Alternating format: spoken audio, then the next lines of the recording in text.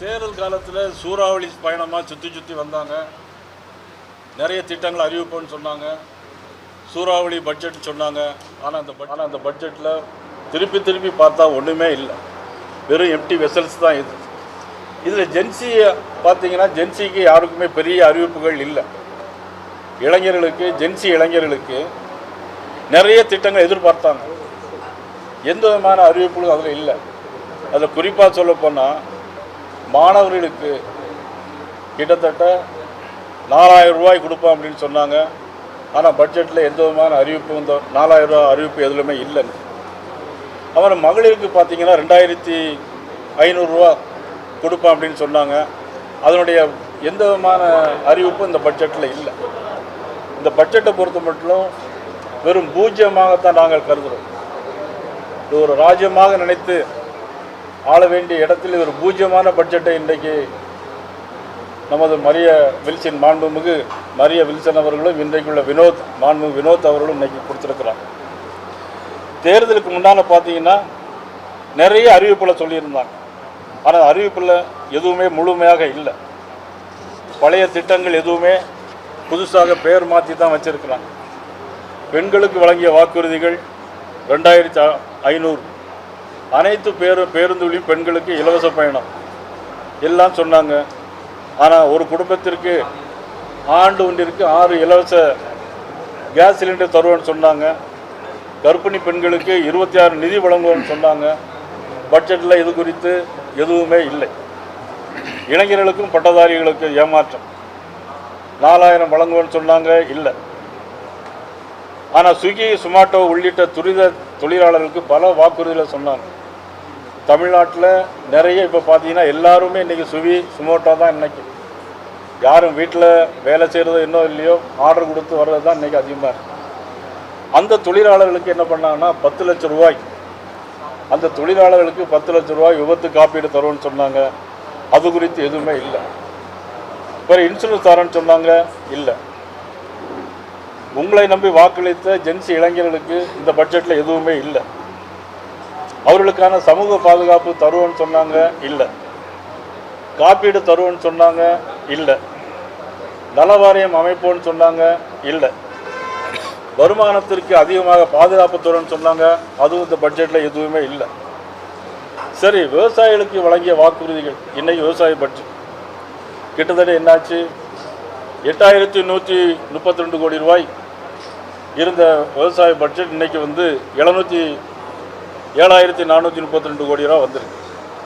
விவசாயிகளுக்கு 700 கோடி ரூபாய் இன்றைக்கி பட்ஜெட்டில் குறைச்சிருக்காங்க. அப்படின்னா இந்த விவசாயத்தை நம்பி இருக்கக்கூடியவங்க விவசாயத்தை மேம்படுத்துவதற்கு நம்ம நாடு விவசாயத்தை நம்பி இருக்கக்கூடிய நாடு. ஆக விவசாயிகளுக்கு 200 கோடி ரூபாய் குறைத்திருப்பது உண்மையிலே வருந்தத்தக்கது, அது கண்டிக்கத்தகுந்தது.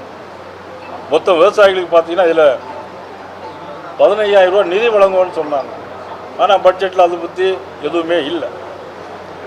சிறு குறு மற்றும் நடுத்தர தொழிலாளர்களுக்கு பார்த்தீங்கன்னா இன்றைக்கி நாட்டினுடைய முதுகெலும்பாக இருக்கக்கூடிய சிறு குறு தொழிலாளர்களுக்கு நெருக்கடியில் இருக்கக்கூடிய நிறுவனங்களுக்கு 15000 கோடி மறுமலர்ச்சி நிதி உருவாக்கி 4% வட்டியில் கடன் வழங்குவோன்னு சொன்னாங்க. எந்த விதமான அறிவிப்பும் இல்லை. இந்த பட்ஜெட்டில் எந்த விதமான அறிவிப்பும் இல்லை. அவ்வளோ கட்டணம் குறைப்போம்னு சொன்னாங்க. அரசு கொள்முதலில் குறைந்தது 40% சிறு குறு தொழில் தமிழ்நாட்டை சேர்ந்த நிறுவனங்களுக்கு வழங்குவோன்னு சொன்னாங்க. அது இந்த பட்ஜெட்டில் இல்லை. அதற்கான கட்டாய கொள்முதல் அறிவிப்போன்னு சொன்னாங்க. அதுவும் எங்கேயுமே இல்லை. ஊரக வேலைவாய்ப்பு திட்டத்தை பொறுத்த மட்டும் இது உண்மையிலே பெரிய வேடிக்கையான விஷயம். இந்த பட்ஜெட்டை தெரிஞ்சு போட்டிருக்காங்களா தெரியாமல் போட்டிருக்காங்களான்னு தெரியல. அதான் நமது விபி ராம்ஜி திட்டம்னு ஒரு திட்டம் மத்திய அரசுடைய திட்டத்தில் 60% பங்களிப்பில் மத்திய அரசு கிட்டத்தட்ட 7500 கோடி ரூபா கொடுக்கும். மத்திய அரசு 125 நாள் வேலை திட்டம் தான் அறிவிச்சிருந்தாங்க. ஆனால் இவங்க ஆட்சிக்கு வர்றதுக்கு முன்னாடி அந்த அறிவிப்பில் 25 நாளுங்கிறத கூட்டி 150 நாளாக போட்டிருந்தாங்க. ஆனால் 18500 கோடி ரூபா மொத்தம். இதை வச்சு பார்த்தீங்கன்னா இதில் கிட்டத்தட்ட பாதி நாள் தான், ஒரு நாளைக்கு 100 கோடி ரூபா செலவாகும். ஆக கிட்டத்தட்ட 60% இது வேலை நாட்கள் குறையும். அது எவ்வளோ ஏமாற்றம் இருக்குன்னு பார்க்கணும். ஆக மத்திய அரசு 125 நாள் 150 நாளாக ஆக்கி அதனுடைய பங்களிப்பு 7500 கோடியாக கொடுத்தாச்சு. இவங்க 5000 கோடி ரூபா போட்டு 12,500 கோடியாக அதை கொடுக்கணும். ஆனால் அதுக்கு பதிலாக இவங்க என்னன்னா 150 நாள் அப்படின்னு சொல்லிட்டு பேரை வேற மாற்றிருக்காங்க. வெற்றி அப்படின்னு பேரை வேற மாற்றி, பேரை மாற்றுறதுல கூட எங்களுக்கு ஆட்சேபனை இல்லை. ஆனால் மத்திய அரசு கொடுத்த பணத்தை அப்படியே கொடுத்து 150 நாள் மக்களை ஏமாத்துகிற வேலை தான் இந்த பட்ஜெட்டில் இருக்குது. ஒரு ஏமாற்றமான பட்ஜெட்டாக தான் இந்த பட்ஜெட் நாங்கள் நினைக்கிறோம். அதில் நிச்சயமாக அவருக்கு கொடுக்க முடியாத ஒரு ஏமாற்றத்தை இன்னைக்கு சொல்லியிருக்கிறாங்க. அதே போல் சில விஷயங்கள் இருக்குது. மக்களுக்கான நல்ல திட்டம் எது கொடுத்தாலும் நமக்கு அதில் வரவேற்கல, நமக்கு அதில் ஒன்றும் தவறில்லை.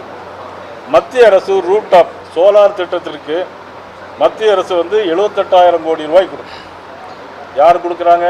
மத்திய அரசு கொடுக்குறாங்க 78,000 கோடி எல்லா வீடுகள்லேயும் ரூட் டாப் சோலார்லாம் போடுவதற்கு.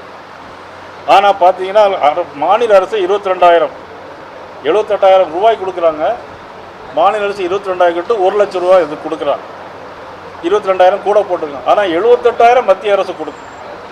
அதே மாதிரி ஜல்ஜீவன் திட்டம் ஏற்கனவே மத்திய அரசு பாரத நரேந்திர மோடி அவர்கள் மத்திய அரசில் ஜல்ஜீவன் திட்டத்தை கொண்டு வந்திருக்காங்க. அதை முழுமையாக நிறைவேற்றணும். அது மாதிரி ஆயுஷ்மான் பாரத் திட்டம் மத்திய அரசு கொண்டு வந்த இன்சூரன்ஸ் ஸ்கீம் எல்லா மக்களுக்கும் மத்திய அரசு கொண்டு வந்த அந்த திட்டத்தை நிறைவேற்றோம்னு சொல்லியிருக்கிறாங்க. அது நாங்கள் உண்மையிலேயே வரவேற்கிறோம்.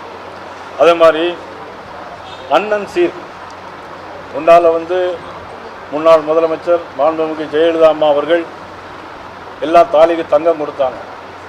ஆனால் தாலிக்கு தங்கம் எல்லாருக்குமே கொடுத்தாங்க. ஆனால் இந்த பட்ஜெட்டில் எத்தனை பேர் கொடுக்க போகிறோம் அவங்க சொல்லலை. 812